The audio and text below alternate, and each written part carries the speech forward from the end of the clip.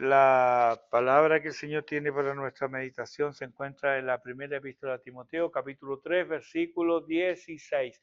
Ya lo venimos viendo desde hace algunos domingos atrás y hoy día vamos a terminar, entonces sería la segunda parte de lo que ya comenzamos hace algunos domingos atrás, razón de los privilegios y responsabilidades. Cristo.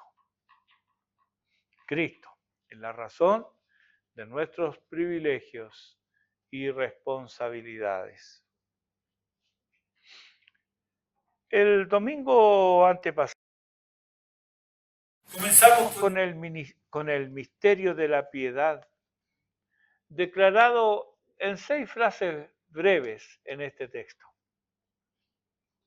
El misterio de Cristo, el misterio revelado como el núcleo, ¿cierto? El núcleo del misterio de la verdad, el misterio de Cristo, el misterio de la piedad.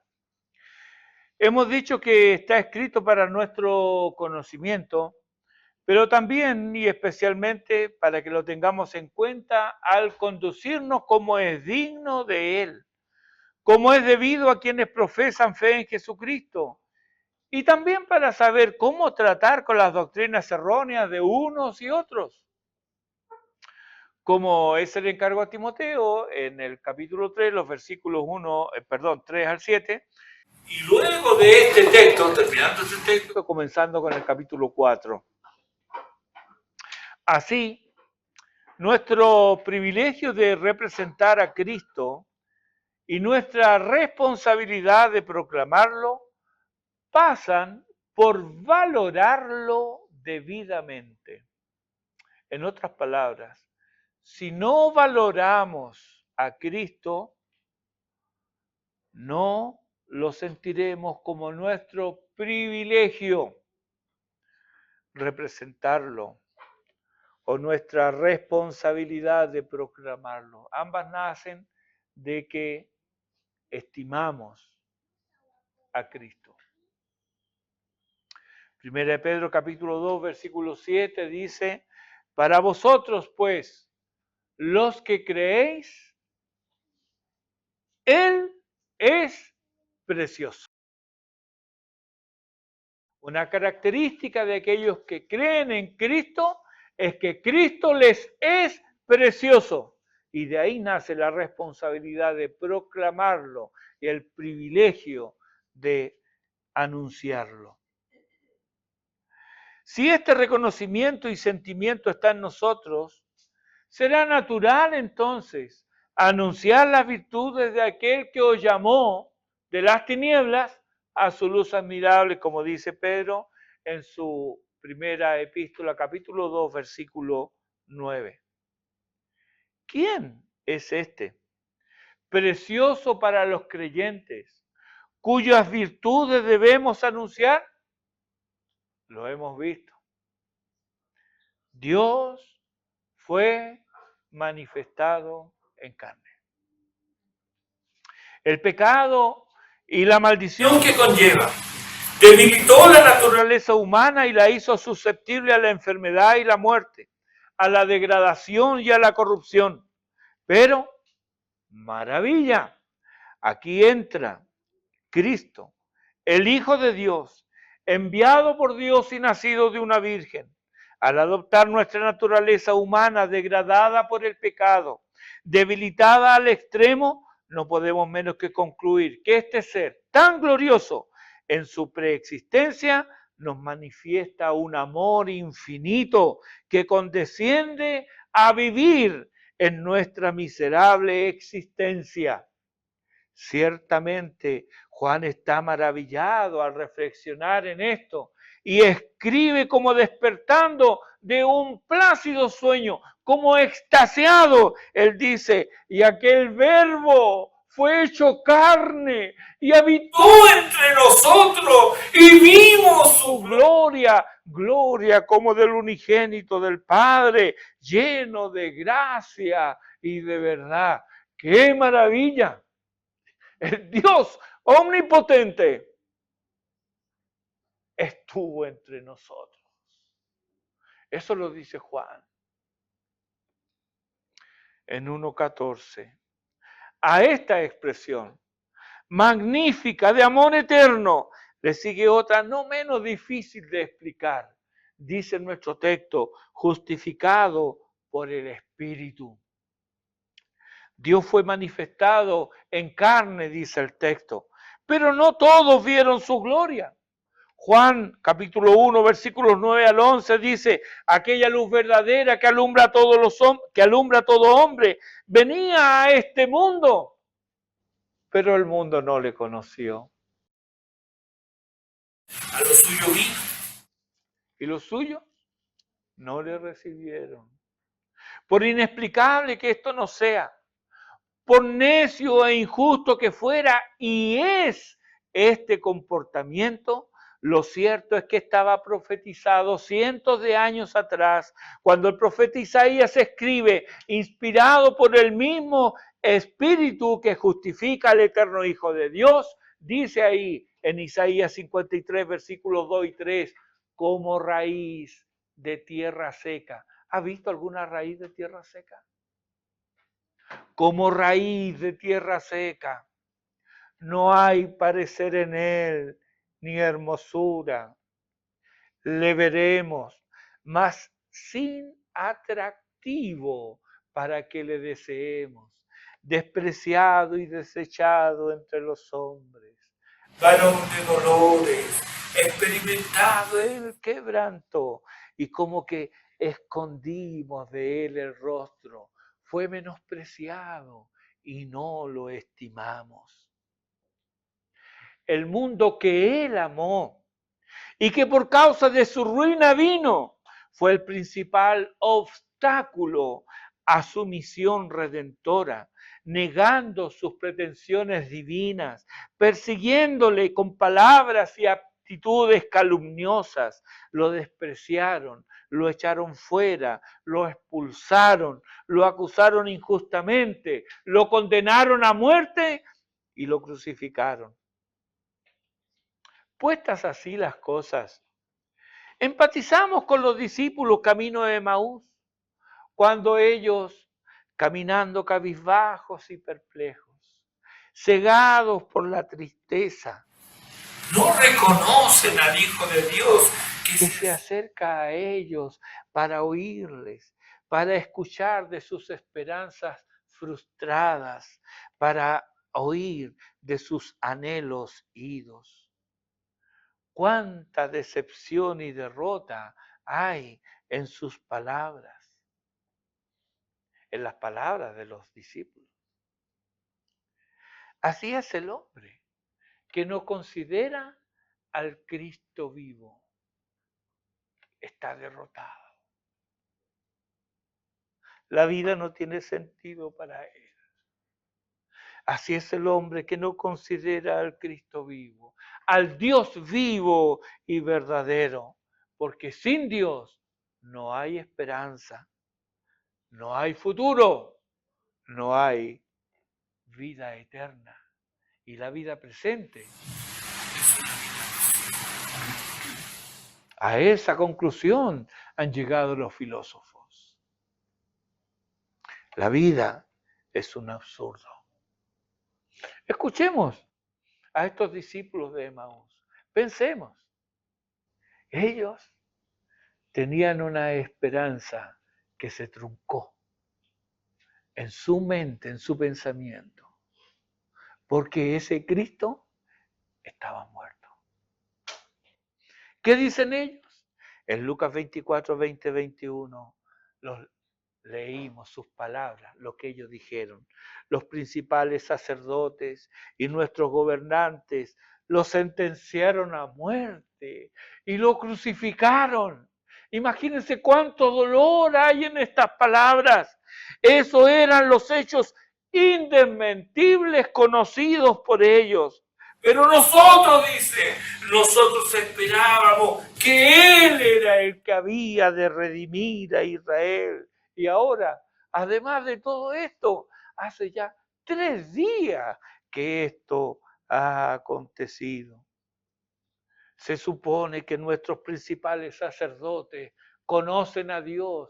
Eso tiene que haber pensado. Nuestros principales sacerdotes se supone que conocen a Dios. Nuestros gobernantes, ellos conocen la ley. Sin embargo, sentenciaron a muerte y crucificaron a un inocente. Versículo 19 dice, ¿a quién crucificaron? A Jesús Nazareno. Están hablando los discípulos de Emaús, a Jesús Nazareno, que fue varón profeta, poderoso en obra y en palabra delante de Dios y de todo el pueblo, pero ahora está muerto. Ahora está muerto, nosotros esperábamos en Él, pero ahora Él está muerto. Eso era todo lo que se sabía, y no es mucho más de lo que muchos pueden admitir. Porque aún hoy día muchos creen Jesús. Sí, Él fue un hombre bueno, le dice. Un virtuoso, un hacedor de milagros, un profeta. Querido mío, tener este conocimiento no es suficiente para ser salvo. Tener solo este conocimiento no hace ninguna diferencia con quien abiertamente niega al Hijo de Dios. Es necesaria la vindicación del Espíritu, la justificación del Espíritu de Dios. Por el Espíritu de Dios fue vindicado, mostrando su perfecta justicia y que eran válidas sus pretensiones divinas. Juan lo anticipa en 1:14. Cuando dice, y aquel verbo fue hecho carne y habitó entre nosotros y vimos su gloria, gloria como del unigénito del Padre, lleno de gracia y de verdad. Y el Bautista también da testimonio en el versículo 32, dice, y al Espíritu que descendía del cielo como paloma y permaneció sobre él. En el Salmo 2, versículo 2, y en el Salmo 45, versículo 7. Ambos salmos anticipan el cumplimiento que se avisora en Mateo 3, 16 y 17 y otros textos más. Pero aquí dice, y Jesús, después que fue bautizado, subió luego del agua, y he aquí los cielos le fueron abiertos, y vio al Espíritu de Dios que descendía como paloma y venía sobre él. Y hubo una voz de los cielos que decía, este es mi Hijo amado, en quien tengo complacencia. Esto lo creyó la iglesia temprana, y así lo expresaron en su oración a Dios, en Hechos capítulo 4, versículos 27 y 28. Ellos oran, porque verdaderamente se unieron en esta ciudad contra tu santo Hijo Jesús, a quien ungiste, note eso, a quien ungiste, Herodes y Poncio Pilato con los gentiles y el pueblo de Israel, para hacer cuanto tu mano y tu consejo habían antes determinado que sucediera. Luego Pedro, en su primera predicación a gentiles en casa de Cornelio, ahí en Hechos 10, versículos 37 y 38, dice Pedro, vosotros sabéis lo que se divulgó por toda Judea, comenzando desde Galilea, después del bautismo que predicó Juan.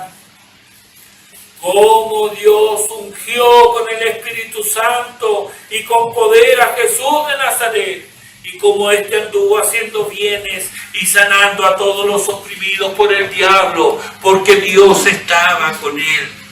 Así, entonces, mientras estuvo en debilidad de la carne, pudo realizar milagros y echar fuera demonios, como él mismo lo dice en Mateo 12, 28. Pero la cumbre de su vindicación fue su resurrección de entre los muertos. Ahí, el Espíritu de Dios, por medio de la resurrección, justificó la pretensión de Jesús de que Él era el Hijo de Dios. Al respecto, leemos en Romanos capítulo 1, versículos 3 y 4. Su Hijo dice, nuestro Señor Jesucristo, que era del linaje de David según la carne, que fue declarado Hijo de Dios con poder, según el Espíritu de Santidad, por la resurrección de entre los muertos. El Espíritu de Dios dio testimonio, vindicó, justificó al Hijo de Dios. Sí, Él es quien dice que es. Él es el Hijo de Dios. Él es Dios.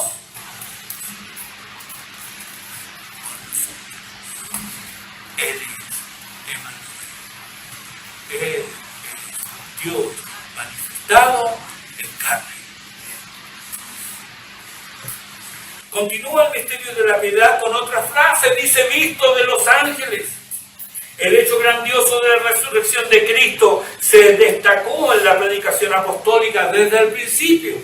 Hechos capítulo 2, versículo 30, dice, está hablando de David, siendo profeta y sabiendo que Dios le había jurado que levantaría al Cristo para que se sentase en su trono. Habló de la resurrección de Cristo. Y prosigue en el versículo 32, a este Jesús, a este, no a otro, a este Jesús resucitó Dios, de lo cual todos nosotros somos testigos.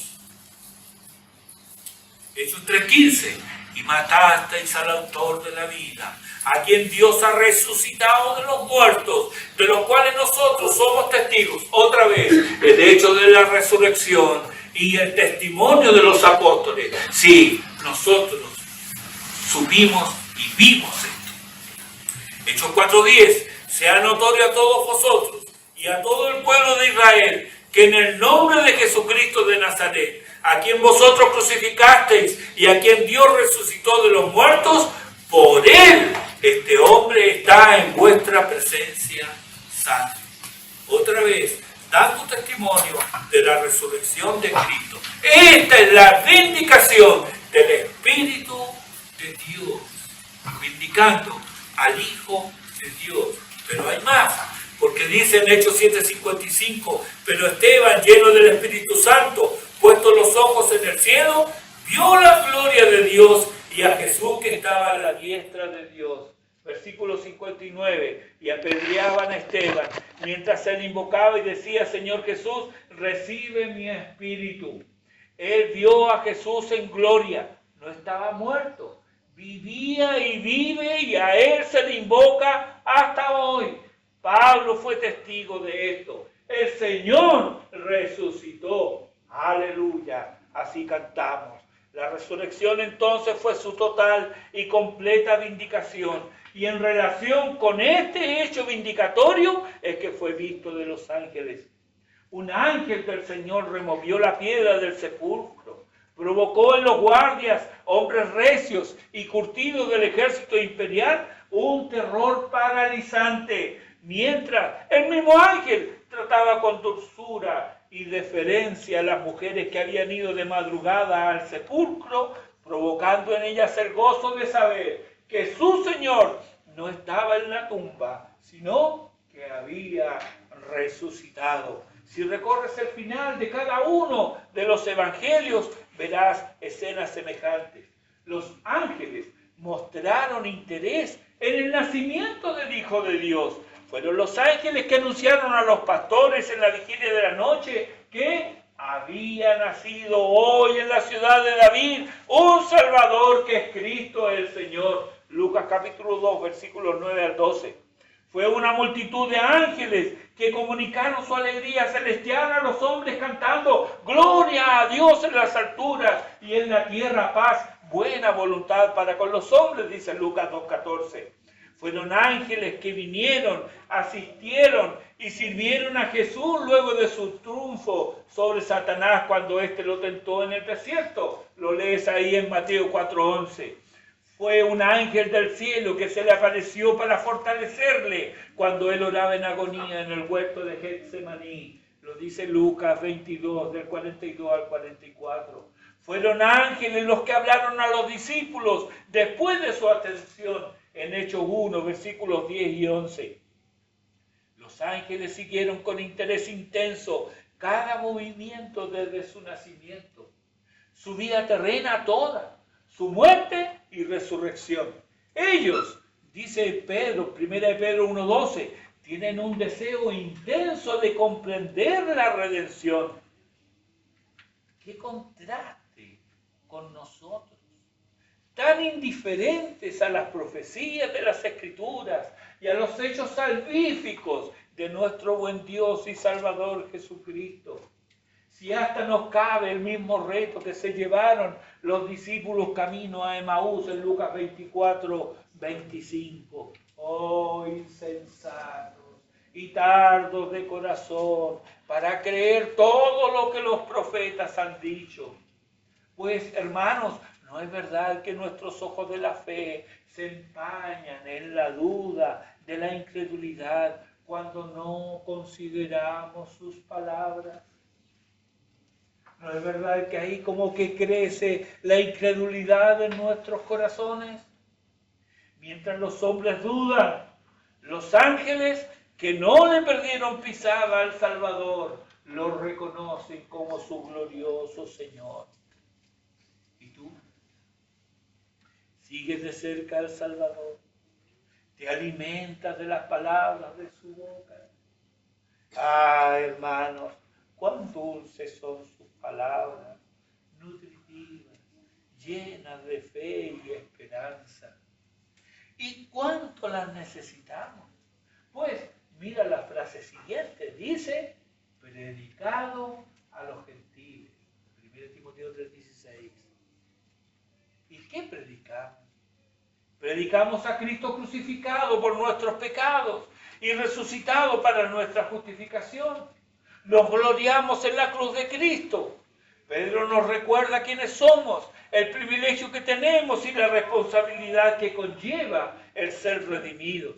Primera de Pedro capítulo 2 versículos 9 y 10 dice, mas vosotros sois linaje escogido, real sacerdocio, nación santa, pueblo adquirido por Dios, para que anunciéis las virtudes de aquel que os llamó de las tinieblas a su luz admirable. Vosotros, que en otro tiempo no erais pueblo, pero que ahora sois pueblo de Dios, que en otro tiempo no habíais alcanzado misericordia, pero ahora habéis alcanzado misericordia.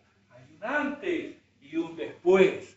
Hay un antes y una ahora. Antes no había alcanzado misericordia, pero ahora sí. Y eso tiene consecuencias en nuestra vida, en nuestro testimonio.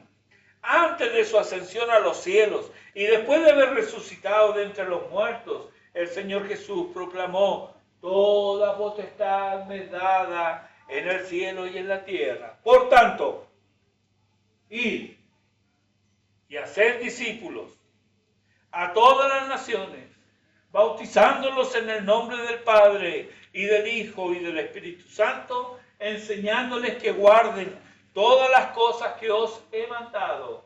Y he aquí yo estoy con vosotros todos los días hasta el fin del mundo. Amén.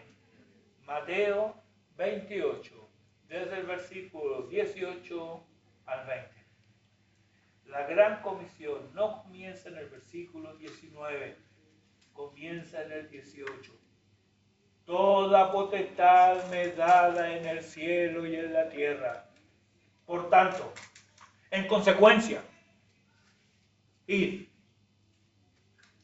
Vamos porque alguien nos manda.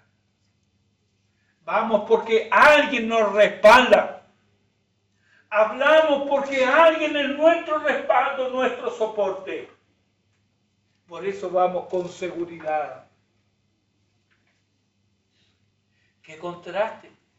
El que fue desechado y despreciado, el que no fue estimado, según leímos en Isaías 53, ahora comienza a ser proclamado en todas las naciones como el Salvador del mundo.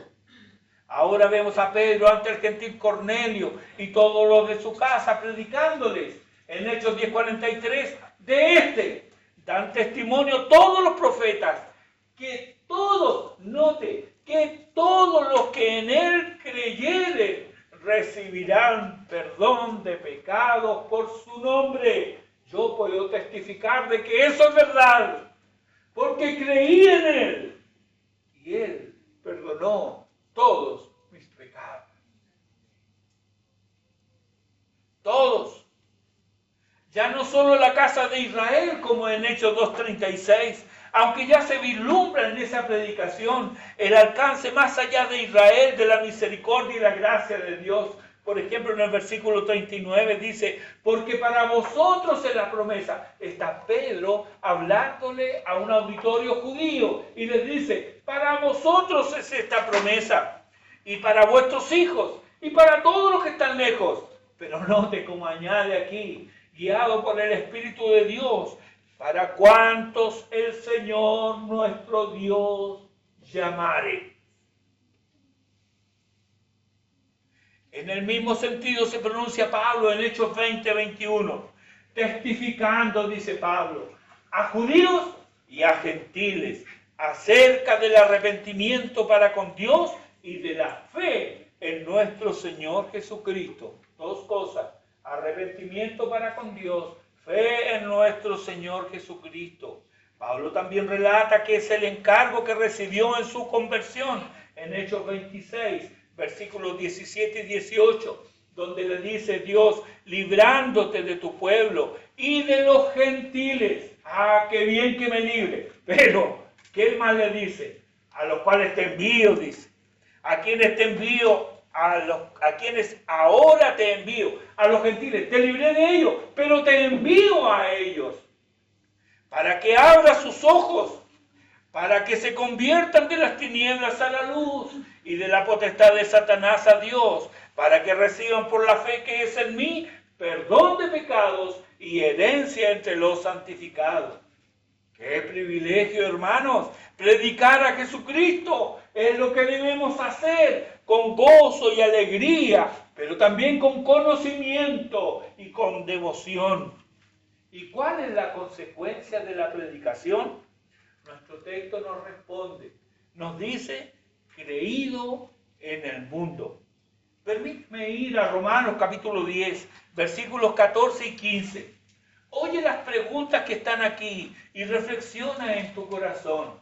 Dice así, ¿cómo pues invocarán a aquel en el cual no han creído? ¿Y cómo creerán en aquel de quien no han oído?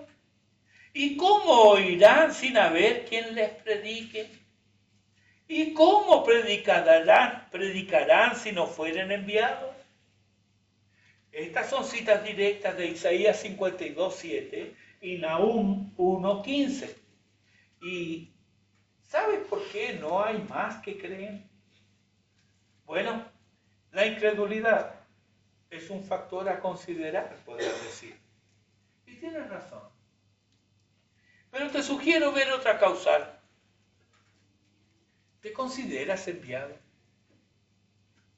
¿Te ha enviado Dios a pregonar la buena nueva de salvación? ¿Cuán necesario es hoy que atendamos el llamado del Señor? Mateo 9:38 lo dice el Señor. Rogad, pues, al Señor de la mies que envíe obreros a su mies. ¿Por qué? Porque la verdad, la mies es mucha, mas los obreros pocos. A veces nos abstenemos de realizar algo, a considerar o evaluar las pocas perspectivas de éxito. Porque nadie quiere fracasar en nada. Nadie quiere fracasar en nada.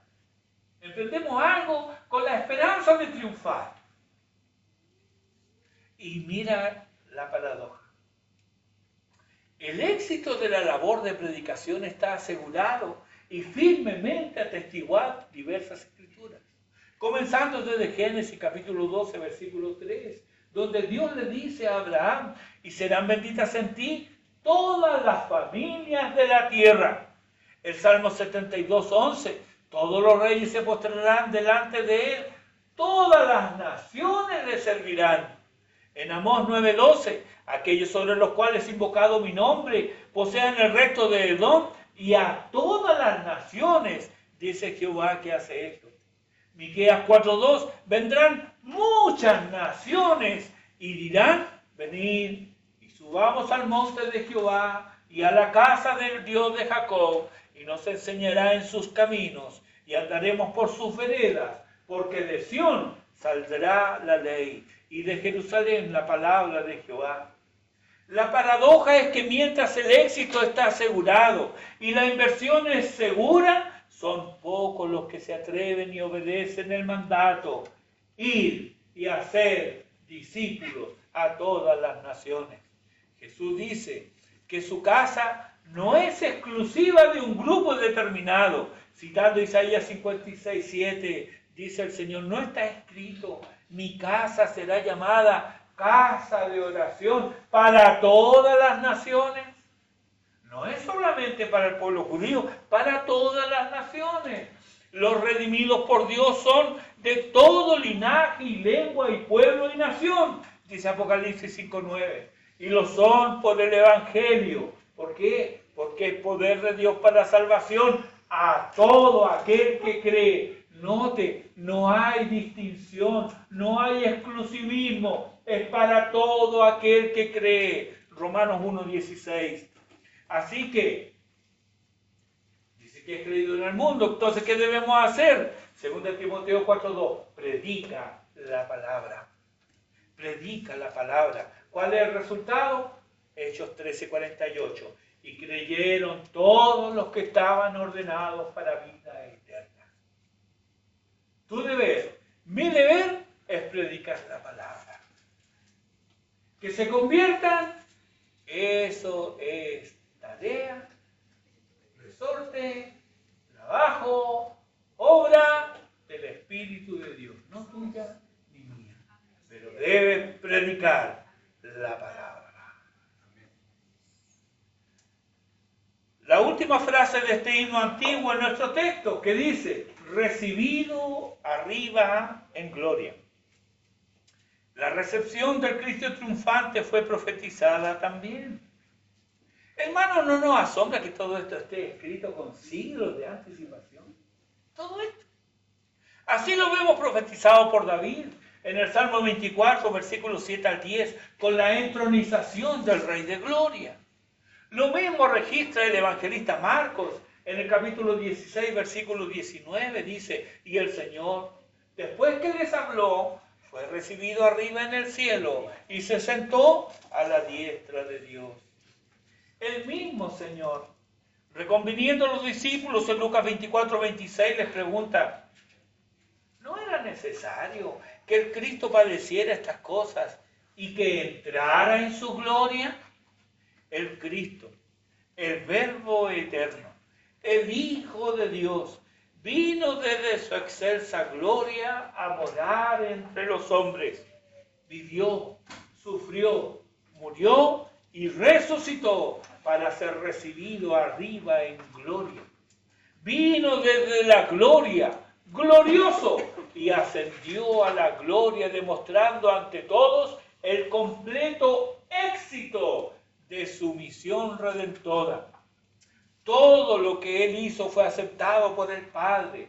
Prueba de ello es su recepción en gloria con su cuerpo glorificado y victorioso. ¿Cómo deben haberlo mirado los ángeles con asombro? ¿Qué cuerpo es ese? Nunca lo hemos visto. Ven a su Señor con un cuerpo glorioso, un cuerpo glorificado. Y ese asombro se lo llevarán mayúsculo aún los ángeles cuando vean a los hijos de Dios entrar con cuerpos glorificados también a la gloria.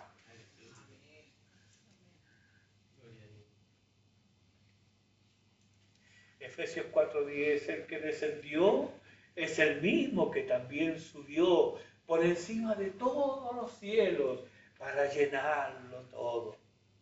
Al mismo tiempo, como nuestro hermano mayor, al ser recibido él en gloria y majestad, abre las puertas del cielo a una multitud de hijos, dice Hebreos 2:10, que ha llevado y llevará a la gloria, multitud que nadie puede contar. Apocalipsis 7:9 dice: después de esto miré, y he aquí una gran multitud, la cual nadie podía contar, de todas las naciones y tribus y pueblos y lenguas, que estaban delante del trono y en la presencia del Cordero, vestidos de ropas blancas y con palmas en las manos, dando cumplimiento así a la propia petición del Señor al Padre.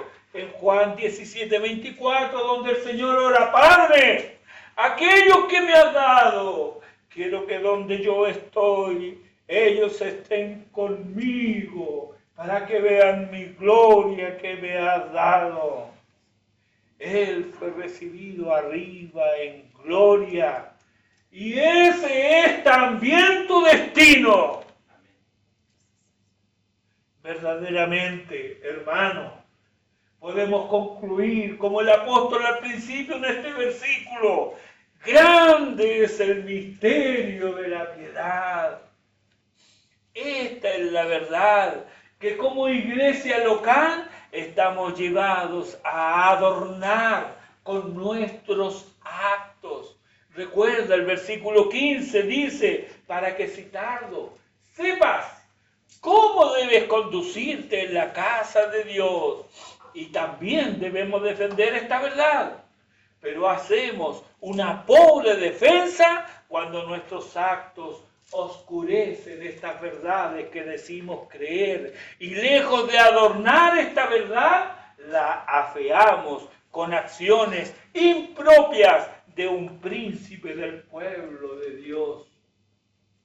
Por causa de Cristo es que somos linaje escogido. Piensa en esto. Linaje escogido, real sacerdocio, nación santa, pueblo adquirido por Dios. ¿Cómo fuimos adquiridos? A precio de sangre. Y es a Él a quien nos debemos el cuerpo y alma.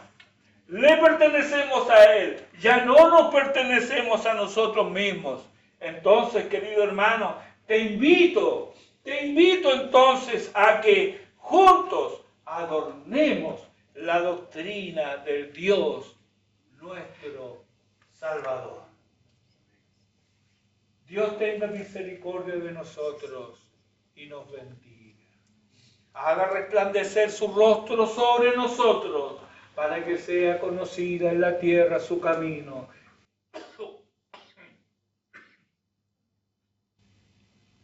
Y en todas las naciones, que la salvación es del Señor.